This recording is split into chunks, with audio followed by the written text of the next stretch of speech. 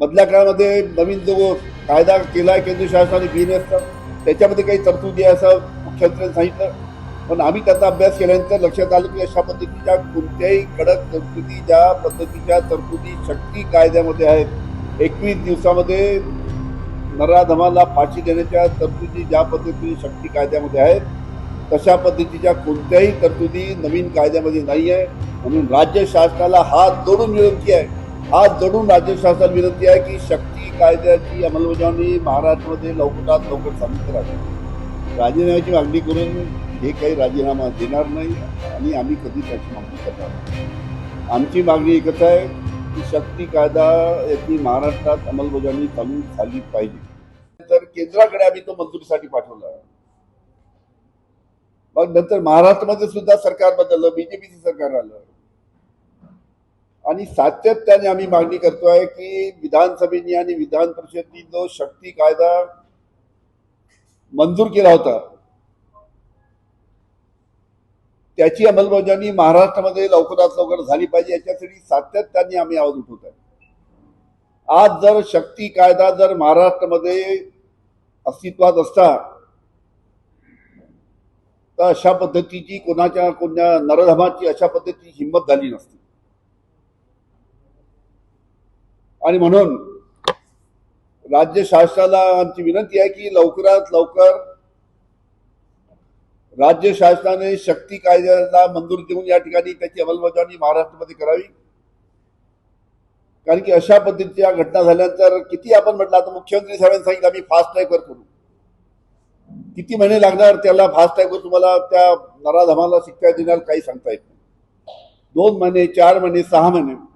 अरे शक्ती कायद्यात 21 दिवसामध्ये त्या अशा पद्धतीच्या नराधमाला फाशी देण्याची तरतूद आहे. मधल्या काळामध्ये नवीन जो कायदा केलाय केंद्र शासनाने BNS त्याच्यामध्ये काही तरतुदी आहे असं मुख्यमंत्र्यांनी सांगितलं. पण आम्ही त्याचा अभ्यास केल्यानंतर लक्षात आलं की अशा पद्धतीच्या कोणत्याही कडक तरतुदी ज्या पद्धतीच्या तरतुदी शक्ती कायद्यामध्ये आहेत, 21 दिवसामध्ये नराधमाला फाशी देण्याच्या तरतुदी ज्या पद्धतीने शक्ती कायद्यामध्ये आहेत, तशा पद्धतीच्या कोणत्याही तरतुदी नवीन कायद्यामध्ये नाही आहे. आणि म्हणून आमची राज्य शासनाला विनंती राहील की लवकरात लवकर शक्ती कायद्याची अंमलबजावणी महाराष्ट्रात चालू करावी. नाहीतर अशा पद्धतीच्या घटना घडत राहतील. फास्ट ट्रॅक कोर्टवर आम्ही संपूर्ण कारवाई करून सांगत राहतील आणि 6-6 महिने अशा पद्धतीनं ज्या आरोपीला शिक्षा मिळणार नाही अशाच प्रकारची परिस्थिती महाराष्ट्रामध्ये राहील. म्हणून राज्य शासनाला हात जोडून विनंती आहे, हात जोडून राज्य शासनाला विनंती आहे की शक्ती कायद्याची अंमलबजावणी महाराष्ट्रामध्ये लवकरात लवकर चालू करावी.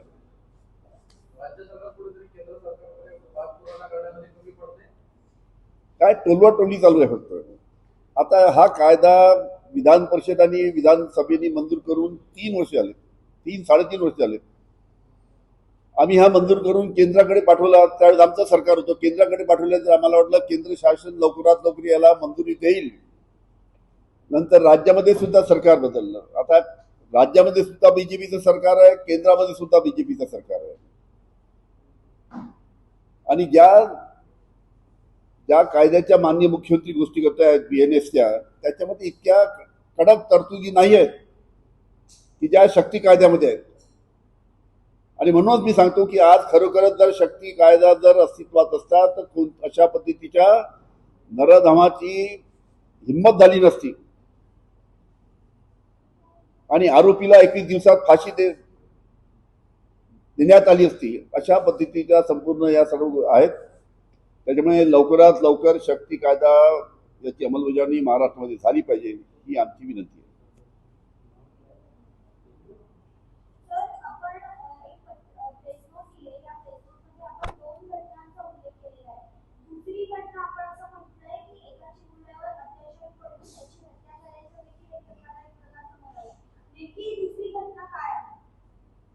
चाकणला जी घटना झाली, एक पल्ली झाली नसरापूरला झाली, ती चाकणला झाली. चिमुरडीवर ज्या पद्धतीचा अत्याचार झाला त्याच्याबद्दल त्याचा उल्लेख केलेला आहे.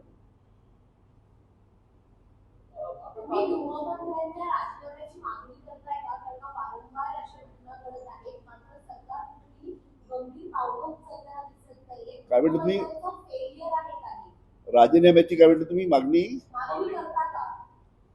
राजीनाम्याची मागणी करून हे काही राजीनामा देणार नाही आणि आम्ही कधी त्याची मागणी करणार नाही. आमची मागणी एकच आहे की शक्ती कायदा याची महाराष्ट्रात अंमलबजावणी चालू झाली पाहिजे.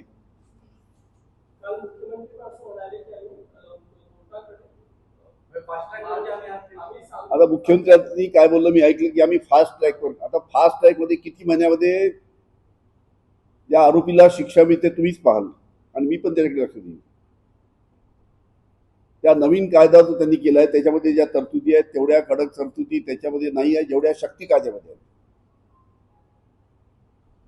आजची तारीख लक्षात ठेवा. कालचं स्टेटमेंट होतं मुख्यमंत्र्यांचं. किती महिन्यानंतर त्या आरोपीला शिक्षा मिळते हे सुद्धा आपण पहा आणि संपूर्ण महाराष्ट्र सुद्धा ते पाहिजे.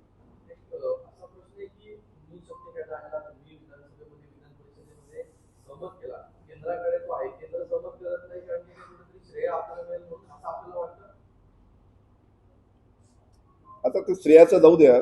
महत्वाची गोष्ट आहे की मंजूर झाला पाहिजे तो कायदा.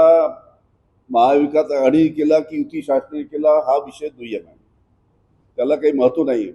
आमची एकच म्हणणं आहे की लवकरात लवकर शक्ती कायद्याची अंमलबजावणी महाराष्ट्रामध्ये झाली पाहिजे आणि अशा घटना थांबल्या पाहिजे.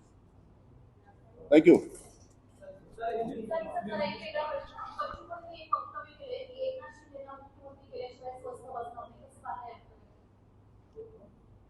आता तो युती शासनाचा प्रश्न आहे. आता बच्चू कडू युती शासनामध्ये आता विधान परिषदेवर गेले, पुढे बहुतेक मंत्री होतील.